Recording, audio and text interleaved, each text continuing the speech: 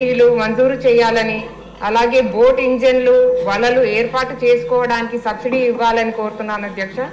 Ice బాక్స్లు అలాగే కొత్త ఇంటి నిర్మాణం కోసం సబ్సిడీలు ఏర్పాటు చేయాలని 50 సంవత్సరాలు దాటిన వారికి పింఛన్ ఇవ్వాలని కోరుతున్నాను అధ్యక్ష.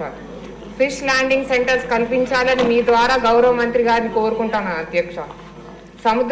సముద్రంలోకి వెళ్లిన వారికి GPS ట్రాక్టర్లు అలాగే ట్రాన్స్పాండర్లు కల్పించడం ద్వారా వారి భద్రతకు లోటు లేకుండా ఉంటుందని మీ ద్వారా గౌరవ మంత్రి గారికి విన్నవించుకుంటున్నాను అధ్యక్ష. అలాగే మన కూటమి ప్రభుత్వం రాగానే జీవో 217ని రద్దు చేసిన గౌరవ మంత్రి గారికి మీ ద్వారా కృతజ్ఞతలు తెలుపుకుంటున్నాం అధ్యక్ష.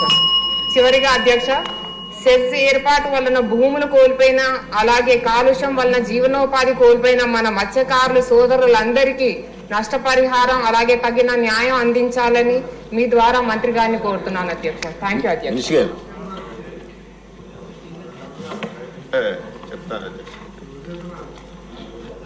ఇప్పుడే గౌరవ సభ్యులందరూ కూడా చెప్పారు, ఇది రాష్ట్ర ప్రభుత్వానికి ఒక పెద్ద గ్రోత్ ఇంజిన్ అని. దానికి కారణం ఏమిటంటే ఎక్కువ అడ్వాంటేజ్ మన రాష్ట్రానికి ఉంది. సుదీర్ఘమైనటువంటి తీర ప్రాంతం, అటు ఇచ్చాపురం మొదలుకొని నెల్లూరు వరకు దాదాపుగా 1000 కిలోమీటర్ తీర ప్రాంతం ఉంది అధ్యక్ష. దీన్ని మనం అడ్వాంటేజ్గా ఉపయోగించుకోగలిగితే మత్స్యకారులకి జీవన ఉపాధి అవుతుంది, తద్వారా రాష్ట్ర ప్రభుత్వానికి ఆదాయం వస్తుంది అధ్యక్ష. అయితే దేశంలోనే మనం అగ్రగామిగా ఉండేవాళ్ళం. 2014 నుంచి 19 వరకు ఎక్స్పోర్ట్స్లో కానీ మత్స్యశాఖలో మనం ఏ సంవత్సరం చూసినా ముందుండేవాళ్ళం. 5 సంవత్సరాలు అధ్యక్ష, ఏదో పొలిటికల్ స్పీచ్ కాదు, కానీ వాస్తవాలు ప్రజలకు తెలియాలి.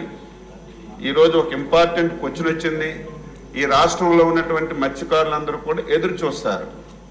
ఇటువంటి ఇంపార్టెంట్ సబ్జెక్ట్ని 5 ఇయర్స్ గత ప్రభుత్వం అధ్యక్ష, అది కూడా లోపభూయిష్టంగా ఏదైతే మత్స్యకారులు 2 మాసాలు వేట నిషేధ సమయాన్ని ప్రకటిస్తారు.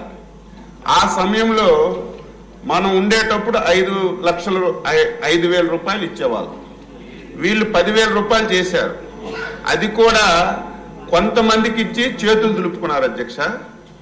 దీంతో పాటుగా మత్స్యకారులు కానటువంటి కార్యకర్తలు కూడా కలిపి కొంతవరకు ఇచ్చారు. అయితే 5 సంవత్సరాలు ఈ ఒక్క పథకం తప్ప ఈ ఆంధ్రప్రదేశ్ రాష్ట్రంలో ప్రభుత్వం నుంచి ఇంకా ఏ యాక్టివ్ కూడా లేదు అధ్యక్ష. ఇది లేకపోవచ్చు.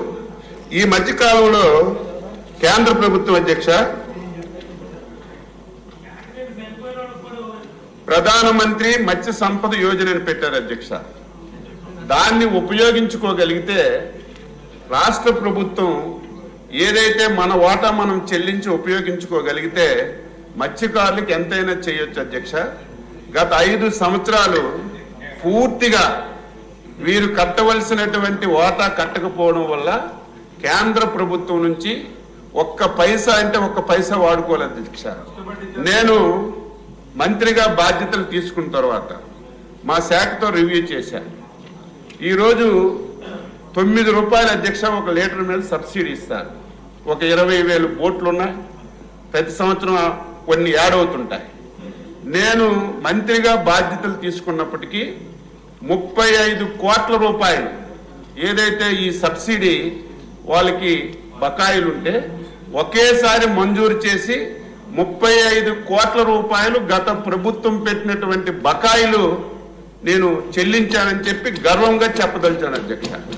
ఈరోజు మత్స్యకారులు వేటకెళ్తారు అధ్యక్ష, యాక్సిడెంట్లో చనిపోతారు. సముద్రంలో చనిపోతే వెంటనే ప్రభుత్వం పరిహారం ఇస్తే వారి కుటుంబానికి ఆసరాగా ఉంటుంది. నేను ఆశ్చర్యపోయాను. గత 5 సంవత్సరాలు 63 మంది మత్స్యకారులు సముద్రంలో వేటకెళ్లి చనిపోతే వారికి ఇవ్వాల్సినటువంటి 5 లక్షల రూపాయలు కూడా ఇవ్వలేదు అధ్యక్ష. నేను వచ్చిన తర్వాత 63 మందికి ఒకేసారి 5 లక్షల రూపాయలు ఇచ్చి వారికి నేను సహాయపడ్డాను అధ్యక్ష. ఈరోజు కేరళ చూసాం, ప్రతి 10-20 కిలోమీటర్లకి ఒక హార్బర్ అని ఉంటుంది, ఒక జెట్టి అని ఉంటుంది, ఒక ఫిష్ ల్యాండింగ్ సెంటర్ అని ఉంటుంది. ఈరోజు మన రాష్ట్రం తీసుకుంటే ఇచ్చాపురం నుంచి వైజాగ్ వరకు ఒకే హార్బర్ ఉంది. అక్కడి నుంచి మళ్ళీ కాకినాడ, మళ్ళీ అక్కడి నుంచి మచిలీపట్నం, అంటే 150 కిలోమీటర్ల వరకు ఇటువంటి పరిస్థితి మన రాష్ట్రంలో ఉంది. నేను ముఖ్యమంత్రి గారి దృష్టిలో కూడా పెట్టాను. ఎట్టి పరిస్థితుల్లో దీన్ని మనం ఉపయోగించుకోవాలి. అవసరం ఉంటే కేంద్ర ప్రభుత్వం సహాయం తీసుకోవాలి. ఏదైతే ప్రతి 30 కిలోమీటర్లకి ఒక హార్బర్ అని ఉండాలి, ఒక ఫిష్ ల్యాండింగ్ సెంటర్ అని ఉండాలి, అదేవిధంగా ఒక జెట్టి అని ఉండాలి. ఈ 3 మనం చేయగలిగితే మనకి చాలా వరకు ఉపయోగపడుతుందని చెప్పి ముఖ్యమంత్రి గారికి కూడా చెప్పాము అధ్యక్ష. ఆయన కూడా ఈరోజు సానుకూలంగా ఉన్నారు. ఈరోజు ఏవైతే ట్రాకింగ్స్ ఇప్పుడే చెప్పాను, నేను గర్వపడుతున్నాను. 20,000 బోట్లకి కావాలని అడిగాం. ముందుగా 4,500 బోట్లకి ఇచ్చారు. అది మనం ఏదైతే మెకనైజ్డ్ బోట్లకు మనం అమర్చగలిగిస్తే 2-వే కమ్యూనికేషన్ అధ్యక్ష. ఈరోజు బోట్ల మీద ఎక్కడ చేపలు ఉన్నాయో తెలియదు, కిలోమీటర్ లోపలికి వెళ్ళిపోతారు. ఈ రోజు మనం ఆ ట్రాకింగ్ సిస్టమ్ పెడితే చేపలు ఎక్కడ ఉన్నాయో ట్రాకింగ్ లో మనకు తెలుస్తుంది, అక్కడికి వెళ్ళి పట్టుకోవచ్చు.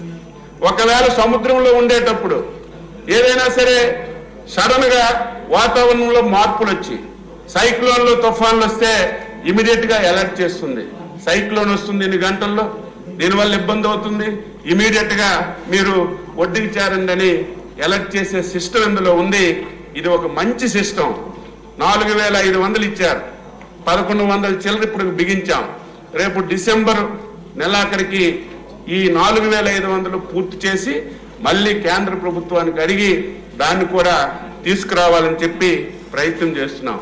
ఈరోజు ఏదైతే ప్రధానమంత్రి మనకి ఒక మంచి స్కీమ్ పెట్టారు, మన రాష్ట్ర ప్రభుత్వం వాటా పెట్టి 5 సంవత్సరాల అధ్యక్ష ఒక్క వల ఇవ్వలేదు, వల కుట్టుకోవడానికి సూది ఇవ్వలేదు, దారం ఇవ్వలేదు, ఒక బోట్ ఇవ్వలేదు, ఏమీ ఇవ్వలేదు అధ్యక్ష. మొత్తం డిపార్ట్మెంట్ అంతా కూడా కొలాప్స్ చేశారు. మాట్లాడితే మేము వేట నిర్దేశ సమయానికి చంద్రబాబు నాయుడు గారు 5,000 ఇస్తే నేను 10,000 ఇస్తున్నానని ప్రతిసారి పేపర్లో యాడ్స్, టీవీలో యాడ్స్, డబ్బా పట్టుకోవడమే చూశాను తప్ప మత్స్యకారులకి ఎటువంటి సహాయం చేయలేదు. ఈవేళ మా ఎమ్మెల్యే గారు అడిగారు, మా నియోజకవర్గంలో ఉన్నారు, మొన్ననే 2 కోట్ల రూపాయలు మీ పోస్ట్పేట మండలంలో ఏదైతే వేట జరిగేటప్పుడు సముద్రం కోటకు గురవుతుందో డ్రైన్స్కి కానీ అవన్నిటికీ మొన్న మంజూరు చేశాం. ఇప్పుడు డీజిల్లో కూడా బయోడీజిల్ పెట్టాలని ప్రయత్నం చేస్తున్నాం. దీనివల్ల చాలా బెనిఫిట్స్ ఉన్నాయి. దీని మీద ఒక పైలట్ ప్రాజెక్ట్ కింద పెడుతున్నాం. అందులో మీరు అడిగినటువంటి దాన్ని కూడా పెట్టడానికి నేను కృషి చేస్తాను. ఈరోజు మీ దగ్గర కూడా ఒక జెట్టి కానీ ఫిష్ ల్యాండింగ్ సెంటర్ కానీ ఏదో ఒకటి ఉండవలసిన అవసరం ఉంది. తప్పనిసరిగా నేను ఒకటే మాటిస్తున్నాను, ఆర్థికంగా చాలా సమస్యలు ఉన్నాయి, ఉన్నప్పటికీ కూడా నిలదొక్కుని నేను మళ్ళీ ఆంధ్రప్రదేశ్ రాష్ట్రంలో ఈరోజు మత్స్యకారులు మన దగ్గర సంపద ఉంది, వసతుల కల్పన లేక వారికి సరైనటువంటి అవకాశాలు ఇవ్వక గుజరాత్కి, మహారాష్ట్రకి, ఇతర ప్రాంతాలకు వలసలు వెళ్ళిపోతున్నారు. వాళ్ళు ఎక్కడికి వెళ్ళడానికి అవకాశం లేకుండా ముఖ్యమంత్రి గారు, ఎన్డీఏ ప్రభుత్వం సహాయ సహకారాలు తీసుకొని ఇక్కడే అన్ని వసతులు ఇచ్చి నేను కార్యక్రమం చేస్తానని సందర్భంగా తెలియజేస్తున్నాను. ఇంకోటి అధ్యక్ష, మేనిఫెస్టోలో మాటిచ్చాం, ఏదైతే మత్స్యకారు భరోసా 10,000 నుంచి 20,000 చేస్తామని. నేను మంత్రి అయిన తర్వాత మొత్తం రివ్యూ చేశాను అధ్యక్ష. ఇచ్చాపురం నుంచి నెల్లూరు వరకు ఎవరైతే వేటకి వెళ్తారో వాళ్ళకి ఇవ్వలేదు, ఎవరైతే అర్హత కలిగి ఉన్నారో వాళ్ళకి ఇవ్వలేదు, అర్హత లేని వాళ్ళకి ఇచ్చారు, అర్హత ఉన్న వాళ్ళకి ఇవ్వలేదు. అందులో పార్టీలు చూశారు. ఈ రకంగా ఆ స్కీమ్లో చాలా ఇబ్బందులు ఉన్నాయి. నేను డిపార్ట్మెంట్కి ఆదేశాలు ఇచ్చాను, మళ్ళీ రాష్ట్రంలో మత్స్యకార భరోసా మీద డీటెయిల్ గా మీరు సర్వే చేయండి. అర్హత కలిగిన ప్రతి ఒక్కరికి ఇవ్వాలి. 4 రోజులు ఆలస్యమైనా పర్వాలేదు, తప్పనిసరిగా ఇద్దామంటే సర్వే జరుగుతుంది అధ్యక్ష. ఒరిజినల్ గా రేపు 21వ తారీఖున ప్రపంచ మత్స్యకారుల దినోత్సవం ఉంది. ఆ రోజే ఇవ్వాలని చెప్పి ఆలోచించినప్పటికీ సర్వే జరుగుతుంది. నేను మాటిస్తున్నాను, అతి తొందరలోనే మత్స్యకారులకి ఏదైతే ఎన్డీఏ ప్రభుత్వం ఎన్నికల మేనిఫెస్టోలో హామీ ఇచ్చిందో ఆ హామీ కూడా త్వరలో నెరవేరుస్తామని ఈ సందర్భంగా తెలియజేస్తూ ఈరోజు అన్ని విషయాల మీద చాలా విషయాల మీద ఇంకా మాట్లాడవలసిన అవసరమా ఇంకో సందర్భంలో చెప్తాను.